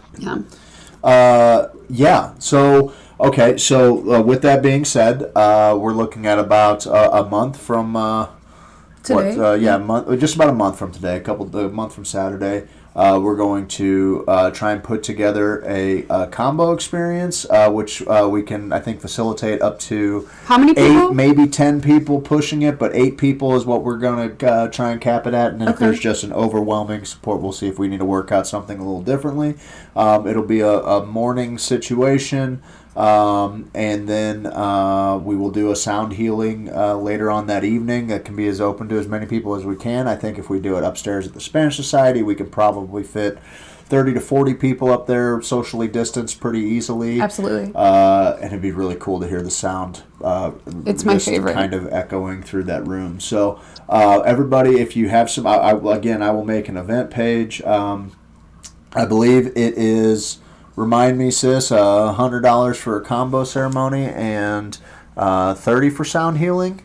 But Correct. if you And do if them you're both, it's partaking in $120. Yes, sir. That's correct. Sweet. Okay, so that's going to be the deal. 100 bones will get you to puke up all of your candida, guys. So and parasites, yucky ducks. Yeah, and all the junk getting out of your gut. And then also, just. I'm into it. I'm totally into it. I'm way into it. I at first when you told me about this stuff, I said, sis, maybe it's time to land the plane for a little bit. I don't know what you're doing, burning yourself and stuff and poison in your skin. What are you doing? But at the same time, like I said, I've found healing in some of the weirdest, or what I would have thought was weird. Yeah. Some of the the outside of the norm stuff that I'm like, she's probably right. If she tells me it's good, I believe her. So I hope that I get to I am going to experience this in a month, and I can't wait to see you guys. And thank you so much. If anybody has any more questions, Allie says she loves listening to you speak. I do too. Tiffany can't wait to experience your sound healing again. Belinda says thank you for answering the question about animals. Makes total sense. Might be a silly question, but do people ever not purge? So it can happen where you don't throw up. I actually experienced this in one of our circles the other day where a woman did not purge for a majority of the session and another woman didn't purge very much. And so then it might just mean that later, instead of upward purge, throw up in your bucket, you're probably going to pee out your butt. The official. It's so funny because my sister and I were talking about this earlier on the way home, and she's like, really, it's not downward This purge. is the most sophisticated, lovely, angelic human being. Well, this is And what I'm she getting says at. you're going to pee out your butt. This is what I'm getting at, is we were talking about it, and she's like, it's really not downward purge medicine. And I said, au contraire, if anybody can downward purge this medicine, it's me. Because that's just how all of my purges work. I will tell you, at the training, there was a friend of mine who said, can you ever trust a fart on Kambo? And we were in our 3x3 in session, and I was laughing so hard because we all had the fear that we were going to shit our pants. There was only one bathroom.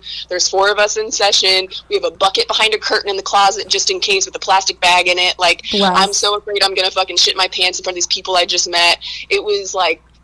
So it was so funny. None of us shit our pants in the end, and they've also seen that. And recommended bring a change of clothes because even if you don't shit yourself, you might throw up on yourself as you're throwing up in your bucket or whatever. Like Always bring extra clothes. That's what scares me. I always bring extra clothes. Always. Somebody told me to wear all white to an ayahuasca ceremony. They're an asshole. I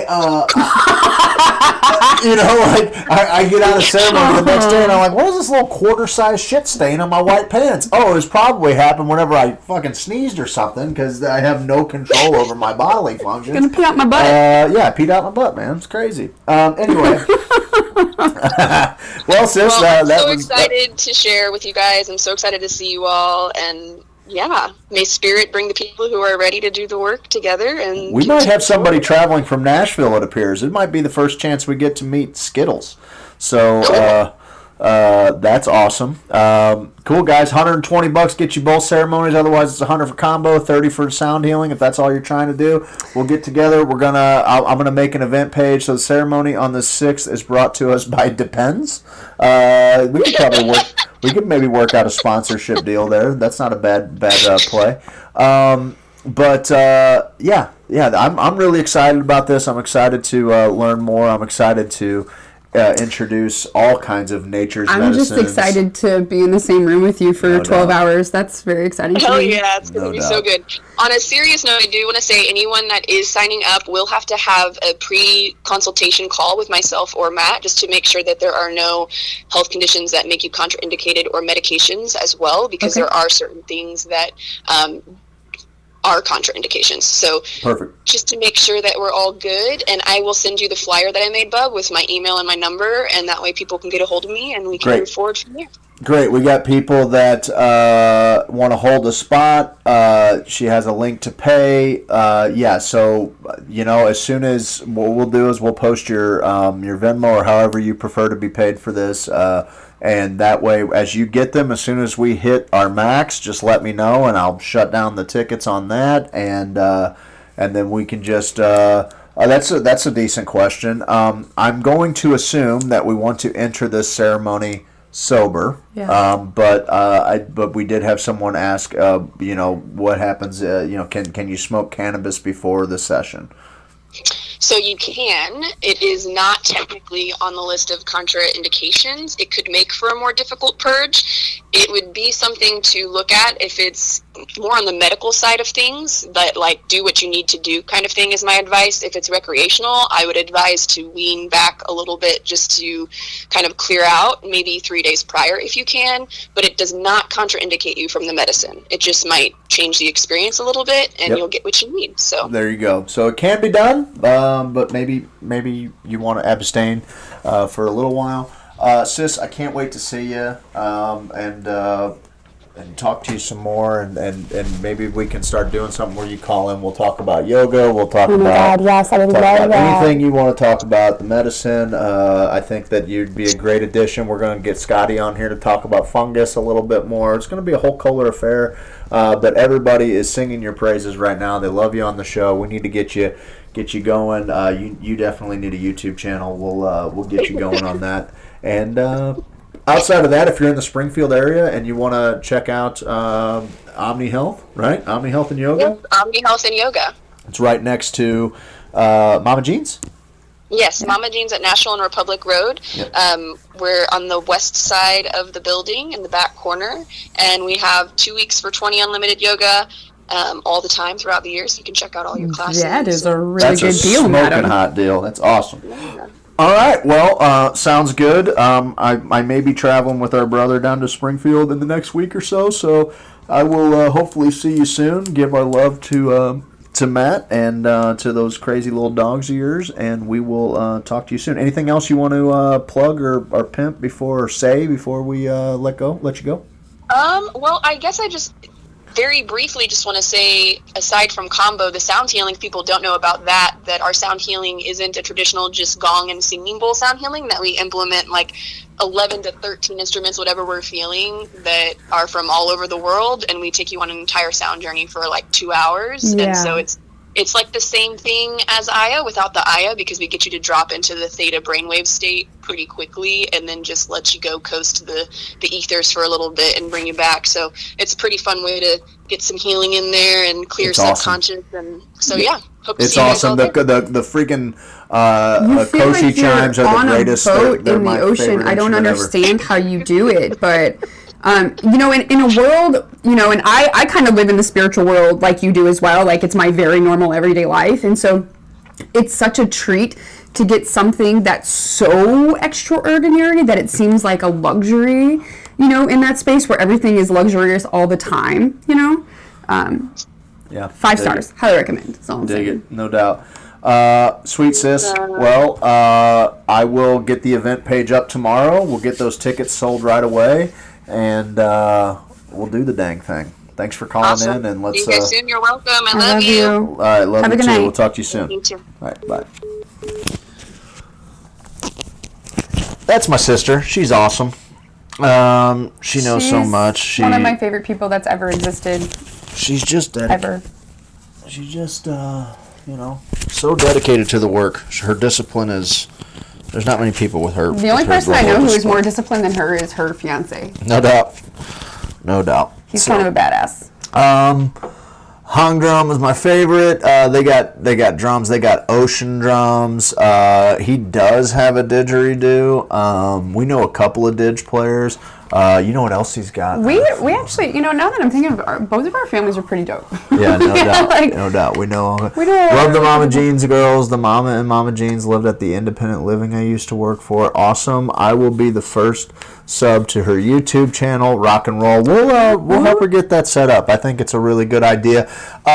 Staying on the amphibian medicine train real quick, and then we'll start to wrap this thing up. Psychedelic toads are pushed to the limit. Conservationists urge synthetic 5-MeO-DMT option.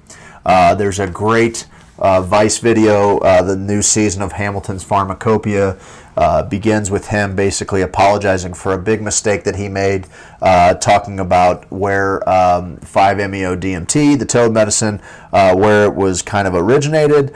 He was given some bad information. He covered it, and when he found out that it wasn't true, he went on a search for who the actual writer of these papers were. But it ultimately ended in what we're doing right now is not sustainable when it comes to acquiring toad medicine. So you can add the Sonoran desert toad to the current escalating body count of threatened species worldwide as the amphibious creature's psychoactive secretions continue to gain popularity with psychedelic enthusiasts. Increased interest in Bufo valvarius toad venom derived from the animal's defense secretions and containing the psychoactive compound 5-MeO-DMT is seeing toad populations routinely harassed and their numbers steadily bulldozed.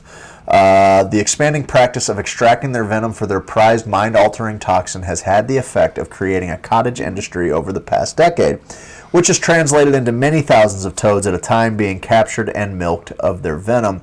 The growing demand for toad-derived 5-MeO-DMT is a result of mounting consumer interest in the compound for its unique psychoactive effects, said to be among the most powerful psychoactive substances on the planet.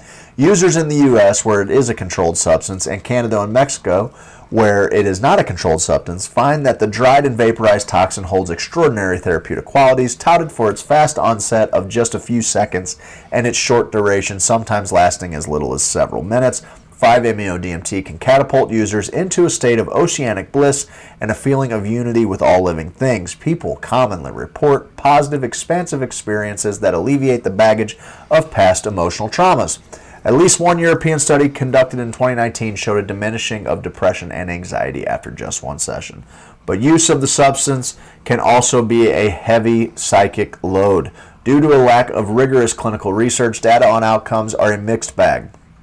Author Michael Pollan, who wrote the popular psychedelic-focused books How to Change Your Mind, described his harrowing trip on the toad as a frightening affair. He said it was like being strapped to the outside of a rocket ship. Nothing but scorching white light and velocity. His overarching sensation was panic, he said, the only positive aspect being a return back to reality and the realization that he wasn't nothing, that he actually did exist. Contrast that with others who've had profound life-changing experiences with the toad. People I've interviewed for a book series I'm writing on psychoactive drug use. Many of the people featured have no previous experience with psychedelic drugs, have described 5-MeO-DMT as unequivocally changed their lives for the better, and in some cases actually saved their lives. People dealing with everything from end-of-life anxiety to chronic depression to post-traumatic stress are finding relief through the substance. But it all comes at a cost to the toad. Whatever the experience for users, the result for the beleaguered Sonoran desert toad is the same. Widespread use means constant harassment of Bufo alvarius and the species' eventual demise. It's not quite the altruistic approach you'd expect from psychedelic devotees looking for communion and oneness with the cosmos and all living things, but to be fair, most users are probably unaware of toad venom's cruel production methods. That's why a few conscientious conservationists have stepped up on behalf of the defenseless amphibian. Robert Villa, a research associate at the University of Arizona Desert Laboratory located at the northern edge of the Sonoran Desert near Tucson, is one of the herpetological guardians. Villa spends a good amount of his time trying to mitigate the harm done to toads by reckless hunters and overambitious practitioners. Getting the toad designated an endangered species by federal governments in North America is a long and involved process, so researchers like Villa are forced to do the grassroots legwork themselves. There's a side to use of this substance that people don't realize they're supporting. During hunting, toads are often jammed into plastic bags by the hundreds, dislocated from their habitats and overexpressed of their fluids. He's teamed up with Hamilton Morris, the super sleuth chemist of psychoactive substances, whose popular show on Vice, Hamilton's Pharmacopoeia, has featured segments on Bufo alvarius venom. In the show's third season out now, Morris looks at man-made options of 5-MeO-DMT. To get the word out about synthetic alternatives, Villa and Morris have reprinted a pamphlet from the 80s, a cult favorite titled Bufo alvarius, the Psychedelic Toad of the Sonoran Desert, that provides information on a synthetic substitute. The treatise was originally written and produced by Ken Nelson, an Army vet, environmentalist, and independent researcher who's believed to be the first person to have ever sampled toad venom and record the experience. Proceeds from reprinting of the pamphlet, which has been expanded and updated by Morris, are being donated to toad conservation efforts, as well as the Michael J. Fox Foundation for Parkinson's, complications of which Nelson died from in 2020. Vila says funds have already surpassed $100,000. There's a belief that in some psychedelic circles that synthetic versions are inferior to the natural venom. The idea that the toad's spirit or essence changes the experience is not one that Morris, Vila, or most scientists give much credibility. An advocate and facilitator of 5-MeO-DMT, who is also a research scientist, said there is scant research on 5-MeO-DMT, but to date, research indicates brain effects are the same whether the molecule comes from the toad or is lab-made. If lab-made is caustic, blame the lab. So there's a better way, right? There's a better way. It's kind of also the same idea with peyote. Like there is a much more. So going back to what to tie back into what we talked about in the first hour, we talked about how there is this idea that indigenous tribes or indigenous peoples own the psychedelic experience or some of the ceremonies and things attached to the psychedelic experience.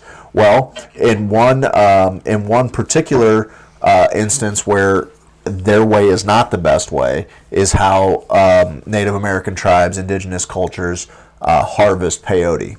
This is something that I had a chance to speak with Max Montrose a bit. Maybe we'll try and get him on next week's shows. We'll talk about that a little bit. But the way that peyote is harvested in traditional senses is it makes it unsustainable for people to come to the medicine. What it does ultimately is it keeps it just for their tribe, which is not the way. There's a much more sustainable way to harvest it that allows peyote for a peyote plant, cactus, to grow to maturity. I mean, you're looking at over a decade for one plant to be ready to be used as medicine. But there are ways to just harvest the buttons. There are also ways to graft onto faster growing cacti like Peruvian torch or San Pedro, other psychoactive cacti.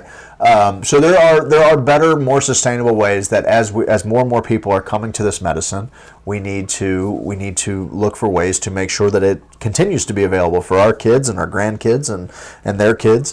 Because this medicine is going to be vital to our evolution. Yeah, the ayahuasqueros are having the same problem in No doubt. South America with, they're just going through it too quickly. It's a massive industry. It's a massive tourism industry in South America, and there are definitely there's just a smarter, more sustainable way to go about these things. Agreed.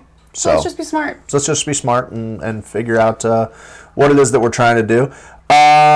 So I just really, really, really want to share this article that I just came across. Okay, let's do it. Okay? Yeah, please. Kansas City, Missouri people, I'm looking at you. Tom Brady says good witch wife Giselle helps him win titles with altars and rituals. I'm going to skip to the parts that we actually want to hear. About 4 years ago, we were playing the Seahawks, and she said, you better listen to me. This is your year, but this is all the things you're going to have to do to win. And I did all those things, and by God, it worked, Brady said. Brady said Bunchton has told him he's lucky he married a good witch. Cool. Guys better sharpen up that craft is all I'm saying. Yeah, right on. I'm interesting. I'm glad I'm married to a good witch too. Oh, yay! I knew it. Jacqueline, we know that you're eco-friendly, right? So I'm not... Right, totally. Totally. P.S. We get all our combo sticks from an eco co-op. Love it. I love it. Well, babe, that was a quick 2 hours. Yeah. We got about 6 minutes, I guess. Yeah. If we want to riff anymore. I actually wanted to talk a little bit about imposter syndrome. Okay. So imposter syndrome is when people think that they're secretly not good enough, or that somebody's going to expose them, or as some kind of fraud, or that they're somehow inherently not the right person for the job. And so there was a study done at Harvard, and they surveyed all of the incoming freshmen, and they asked them, which one of you thinks that you were the one that slipped underneath the radar, that you truly don't deserve to be here, but somehow got through the process? And 97% of those incoming freshmen thought that they were the single one person that didn't deserve to be at Harvard. I know that a lot of people are starting to rebalance their lives again and come back from what 2020 did to all of us, I really want you to know that if you have an idea to start a new business, or you want to, ask that person out on a date, but you don't feel like you're enough for that, we all go through it, right? Like, we all have this moment of, am I enough to pull this off? I say feel the fear and do it anyway, because literally the only thing stopping you is yourself from that position. I had about 9 messages when I got to my inbox this morning from people asking specific questions, and they all had this common denominator of imposter syndrome. And so I thought I would just speak really openly about that. But like, for instance, like me being here, right? Sure. Big shoes to fill, yes? Yeah. I still show up. Yeah, no doubt. Yeah. No doubt. And so if you want to start a new business and you've never been an entrepreneur before, go get the help that you need, read the books that you need to read, but go do the thing. If God puts it on your heart, or if the universe puts it on your heart to be something a little bit more than you currently are, you'll figure it out. That's all. That's all I wanted to say. No doubt. I mean, look, I think we all deal with it on some level. Every right? one of us. Every actually. single one of us do. I mean, there's plenty of times where I question who the hell wants to fucking, I'm probably the worst about it, in the sense that I'm always wondering or questioning really how good whatever I'm doing actually is, right? Like, I'm an over-editor. I'm wondering who could possibly want to hear from, like, why is my experience any more validating or, whatever, profound than anybody else's? Like, these are things that I'm constantly questioning. Yeah. But then I hear, like, how little people might actually know about a subject. Right. That, like, I take for granted how much I do know about it. Yeah. Talk about it all the time on this show. Like, there are some things that the community talks about. Bud, what are you doing, man? You gotta stop. You just gotta let him meow and focus, babe. He's frozen. Oh. He's got snow all over him. Come here, bud. Poor baby. So basically, if you're having a hard time following through with what do I do next, okay, what your life path is, or what your next step is whatever you are really passionate about. Like, make a Venn diagram, and on one side I'm going to write down what I'm passionate about, and on the other side I'm going to write about what breaks my heart. And whatever the intersection of those two things are is where you should try to fill in what your next step might be. I don't think that anybody sets out, say, like, when I was young I wanted to be a neurosurgeon, and then I wanted to be a makeup artist, and now I'm a metaphysician and a coach, and it evolves as you evolve. And so it's not like becoming a medical doctor and having to be a medical doctor for your whole life. He wants in, let him in. He's so frozen. This is Paris. He's frozen. Oh, honey, come on, get down. But just be mindful that, yes, yes, Rachel, just be mindful that I think that you can be passionate about something for about 10 years and get a lot out of it in 10 years and then move on to the next thing. So if you're worried about making a jump forward, go ahead and make the jump. Go ahead and do it. This is your sign. Do the thing you want to do. Okay, bud. My cat's frozen solid, guys. He's been getting his ass kicked. I keep believing I have something to offer and that we all need each other's skills so we can grow together. Imposter syndrome shows me my fears, and that just means where the work is. Love you both so much. We love you too, sis. Thank you for being along for the ride. Thank you for educating people about Kambo. Yeah, he's not fixed, and he keeps going out and getting in fights, and he's getting his ass kicked. So he keeps coming back a little bit more busted up, and I don't know what he's been doing this time, but he's frozen freaking solid. His body parts. He's awesome though. He yells at me for food all the time, and that pisses me off, but whatever. I don't know. A lot of psychedelic talk today. Hopefully everybody got a little something out of it. I know I sure did. I'm looking forward to doing the frog medicine. I'm super looking forward to the frog I medicine. should have asked her, and I think she mentioned something in I think she's still watching if you want to ask her a question. Yeah, she mentioned something about the burns going away. The burns fade very quickly, timely as always. Yeah, I was just wondering, like, if you get like some cool scarification, I mean, ritual scarification is gorgeous. Dope. I got a D&D character that is ritually scarred all over. Cool. I'm a weirdo like that. Great. It's been a great Monday. Thank you for joining us. Love you guys. Let everybody know if they want to listen to psychedelic and cannabis content. This is the place to do it on Mondays. We're rehashing the morning show. Going to figure out what we're going to do in the mornings. If there is content that you would like to see more of, let us know. Send me a message and we'll get it in here for you. If you're not in the Sophisticated Hoosiers, join. There's always good conversations going on there. And outside of that, I think that's about it, babe. Very good. All right, get out there, suck the day's dick tomorrow, or its clit, whatever your sexual proclivity is. That's what you should do. You should live your life with the zest and fervor that only a sophisticated Hoosier can. We certainly love you, and we can't wait until the next time we get to all be together. It's been a lot of fun being here, and I can't wait until the next time. Very good. Right? I love you guys. We love you. Bye.